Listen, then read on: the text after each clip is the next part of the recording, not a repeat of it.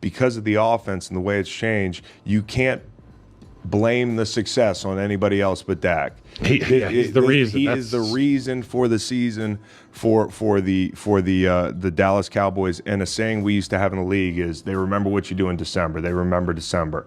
And so this game that he played last week against Seattle, this game that he played against the Eagles, he's the reason they're winning these games. And to me, if the season ended today, he's the MVP. Yes. You couldn't hear that from anybody more biased, you would say, towards the Eagles. Like, he is the MVP, if that was possible. And Dallas has gotten better offensively, and it looks like Dak's really comfortable. And that throw at the end of the game where Sweat actually won a rush and he was bearing down on him, and the game at this point is in hand, but that throw down the left sideline is where me and Nolan turn to each other. And I've been on the other side of this thing, and Nolan, being a Philly guy, he's like, Dak's Dak. We turn and he's like, Dak's not Dak right now. This is new Dak. Yeah. And so, there's not a guy that I could be happier for on another team playing well. I'd take the Cowboys thing out of it, because whether you're an Eagles fan or not, I really respect this dude.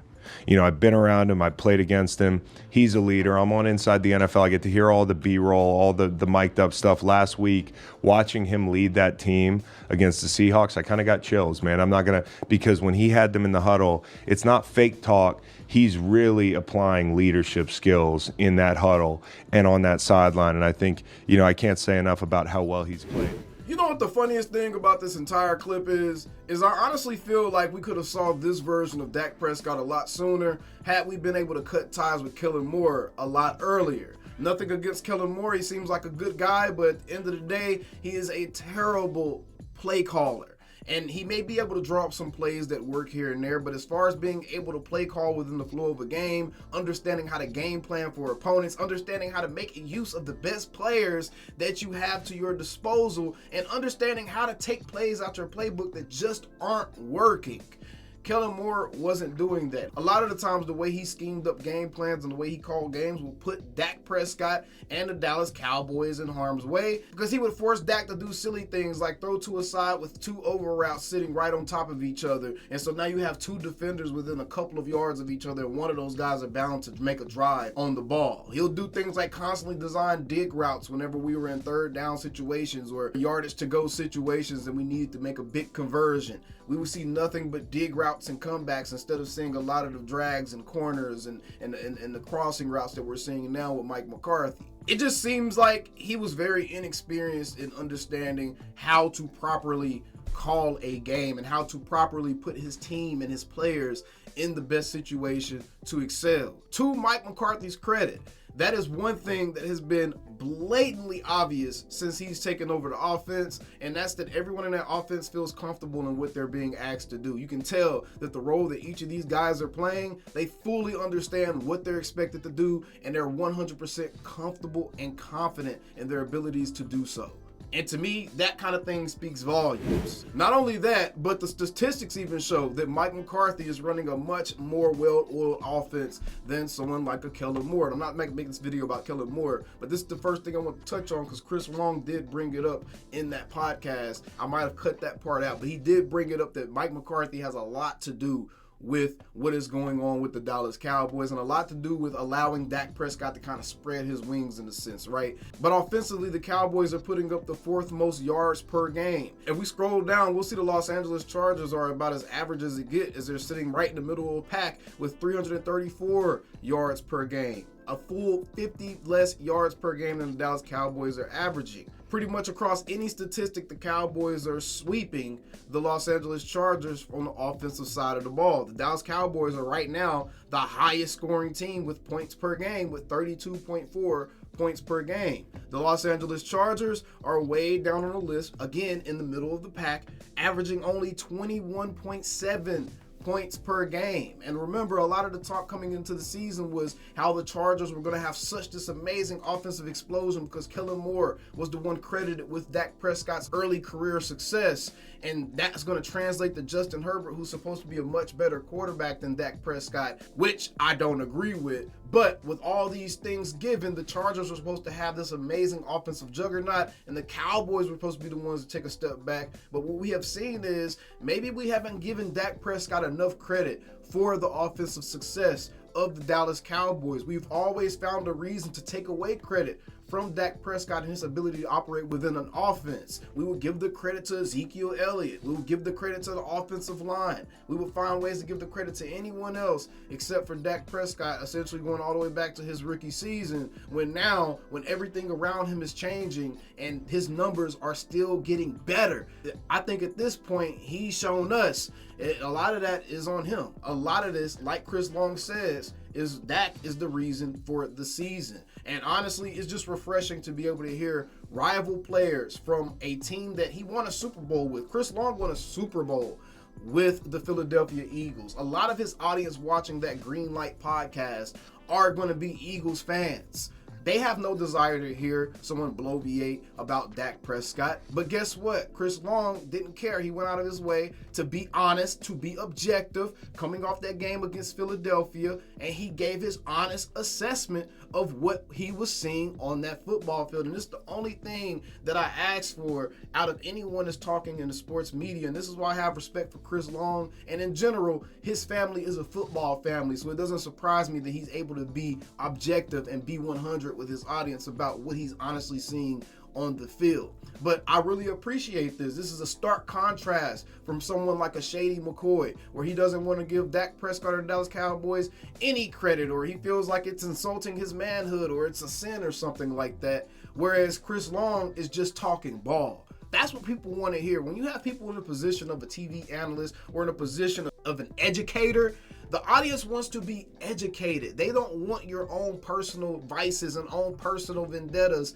placed upon them or intertwined within their education. They just want to know the information. They want to have real confirmation of what is it that they're seeing on the football field. And I really appreciate the fact that Chris Long was able to be objective to the point to where he was like, hey man, this is a new Dak Prescott. And me personally, I believe Dak Prescott has always been this type of quarterback, but 100%, I said it on my X account at the Dak Attack Show. Be sure to follow me.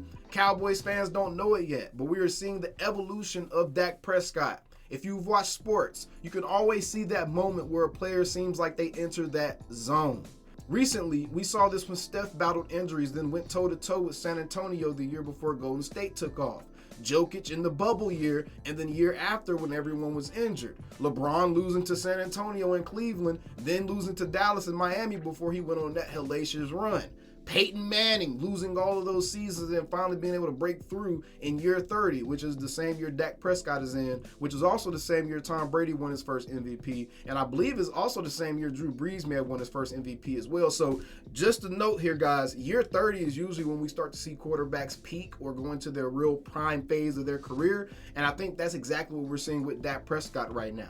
Dak Prescott is about to enter his golden age. He showed us flashes early on, then had to chop his wood.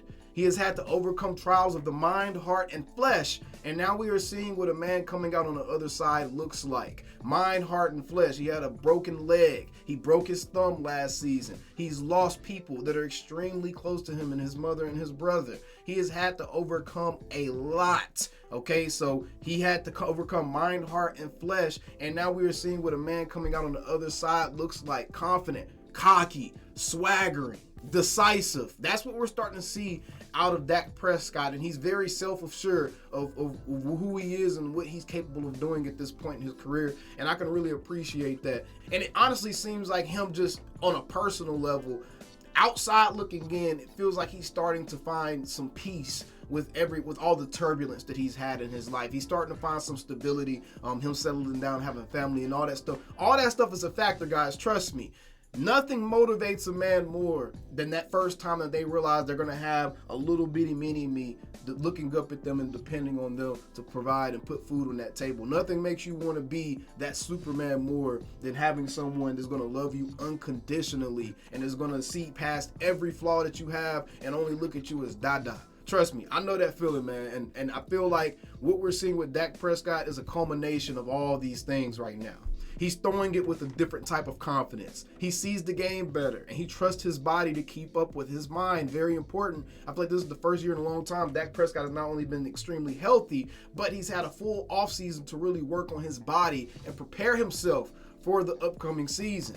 You can even hear it in his interviews now when he speaks to the media. He has clarity. I don't think there's anything that he doesn't think he can do on that field right now, and that's exactly what that zone is. Bookmark it. Watch what I tell you. And I firmly feel like this, guys. I genuinely feel like we're seeing the evolution of Dak Prescott and seeing him step into that next phase of his career where this is going to be the norm. The way he's playing in a year or two, we're going to be bored of it and just see it as the norm. And that's a good thing because I feel like he's going to maintain this level, and this is going to be the status quo for him moving forward as far as playing at this high of a level, because once you understand the position, there's no amount of game planning and game tape that's going to change how you are performing. As long as Dak Prescott is playing within this system and he feels extremely comfortable in, it's timing based, he has a lot of control at the line of scrimmage, he knows what he's looking at on the field, his receivers that he's throwing to understand what they need to be doing on the field based off the looks they're receiving, whether they need to lean inside shoulder, outside shoulder, whatever it may be. His receivers even seem to understand more what they're doing. As long as they're in this type of offense in this system,